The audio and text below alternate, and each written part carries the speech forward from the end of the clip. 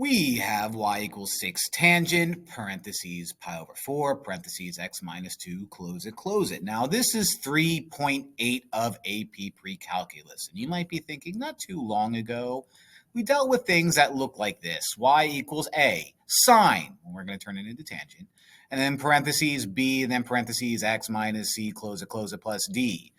Right? Phase shift, vertical shift, frequency, which becomes period when you do a little bit of math, and amplitude.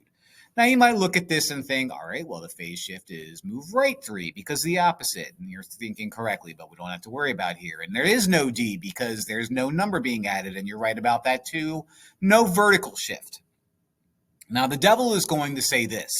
The amplitude is 6. But wait a minute. Amplitude is the measurement from the very tippy top to the very bottom. Tangent looks like this when graphed, right? And if I were to multiply by 6 and shift here or there and make it stretch or shrink or whatever, that's not going to change how this looks, really. It's still going to look like that. So what's the distance from the very tippy top to the very bottom? Divide that by 2? Well, it's infinite. So what's the amplitude? There is no amplitude for a tangent function, you.